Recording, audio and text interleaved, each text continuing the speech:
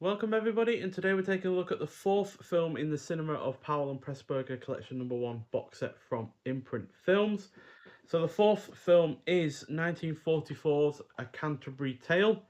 So this is a drama mystery, clocks in at 124 minutes long, and is the second collaboration between Powell and Pressburger as far as directing duties go.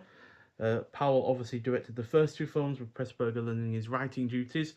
Although, like I said in the previous film's review in this box set, they obviously had worked as directors together more than the once before this film. It's just that this isn't a comprehensive collection of their films, unfortunately, unlike the David Lean box sets, which is a little bit of a shame. I would like to see have seen their films in order, but that's just the way it is. And as far as those that star in this film, we've got the likes of Eric Portman, who was also in the 49th Parallel, which was the second film in this box set. You've also got the likes of Sheila Sim, who was in Pandora and the Flying Dutchman. Dennis Price, who was in Twins of Evil and Kind Hearts and Coronets. And they're the main cast that I've seen. But even as a main cast, I've not seen a great deal from them, unfortunately. So, yeah, but that doesn't necessarily mean it's going to be a bad film. And ultimately, this is about three modern day pilgrims who investigate a bizarre crime in a small town while on their way to Canterbury. So, although the crime that kicks off this film and the mystery to solve it comes across as extremely slight, doesn't feel all that urgent to get it solved, or all that much of a horrific crime or anything like that. But nonetheless, both of those elements ultimately serve as the foundation on which other aspects can be built upon, and this is done really rather effectively. These other aspects are the likes of the characters, their interactions, how their lives are being shaped by forces outside of their control. For instance, this is set during World War II. One of the characters is a British soldier, another one is an American. Eric Portman plays a magistrate, and he's obviously dealing with all of the stuff that comes with that. And Sheila Sim is a volunteer for like the farming service or farming corps, whatever it's called. That was around during World War II to help keep food going, because obviously a lot of our supply runs during World War II were being impacted by German U-boats and such. So farming at home really became more and more integral. And then on top of all of that, you've also got the themes, and all of those elements are juggled really rather effectively between one another. The cast is also really good, including John Sweet, who was a sergeant at the time, as it says there, Sergeant John Sweet. So he plays an American soldier in this. He's one of the four leading characters, I guess you could say, although the three on here are the only ones that I've mentioned in terms of acting. And that is because John Sweet was only a one-time actor. This is the only film he ever starred in, even though he did try to get into acting when he eventually went back to America after World War II. But yeah, as a amateur actor, only time he's ever acted, I think he comes across really rather quite well, to be honest. Not a perfect actor by any stretch of the imagination, but he's got a really rather charismatic and charming kind of presence that he lends this film, which is also kind of his character as well. And he's also generally really rather decent in that role as well, even if he's not the best. The pacing is also on point. It is well shot. It is overall good in terms of the production, although I would say it is a definite step down in production compared to the Life and Death of Colonel Blimp.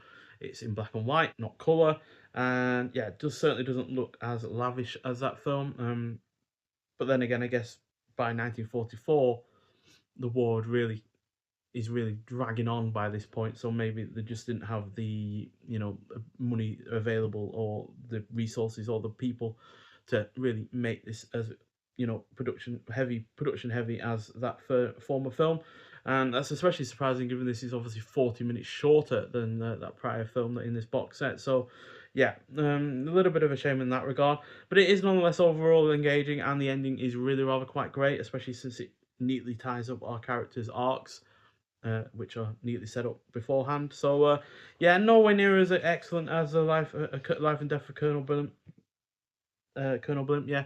Um, Definite step down in that regard, but it does nonetheless manage to match the first two films, and therefore gets a 3.5 out of 5. So yeah, a little bit of a shame that it wasn't able to keep up the quality of the Life and Death of Colonel Blimp, but it is still nonetheless a worthwhile effort to watch. And like I said, it is in black and white. You've got a 1080p high definition presentation from a restored transfer. It's in the 133:1 aspect ratio, and you got LPCM 2.0 mono audio. and it's English language soundtrack with optional English hard of hearing subtitles. And yeah, in terms of extras, we've got audio commentary by script supervisor Paddy Arnold, second assistant editor Jim Popel, and author Triton from 2025. You got Popel's Pilgrimage interview with second assistant editor Jim Popel, also from 2025. And you got Listening to Britain interview with Powell Pressburger film scholar Ian Christie from 2025. Connecting with the Magic interview with film critic Kim Newman, also from 2025. A Continual Revelation interview with author Charles Barr, also from 2025. And finally, American version excerpts starring Kim Hunter. Not sure what that means. Maybe they inserted more elements in it with her, but regardless, yeah, a solid film, but not one that left a massive amount of an impression outside of maybe the characters and the themes. But still worth seeing, just see what else Powell and Pressburger were able to kind of get up to around this time. But again, I would have preferred their filmography to have been, released in these box sets, one film after another, rather than skipping over a couple of films here and there. So yeah, it's a little bit of a shame that we aren't having a comprehensive release of their efforts, but this is still nonetheless a good film, and yeah, well worth seeing. Like I said, just not as good as a former film in this box set, The Life and Death of Colonel Blimp, which yeah, still is the best out of this box set so far. Nonetheless, so thank you for watching. If you have seen the Canterbury Tale before, or a Canterbury Tale before, I'd like to hear your thoughts on it. But yeah, thank you for watching, and I'll see you in the next one. Bye.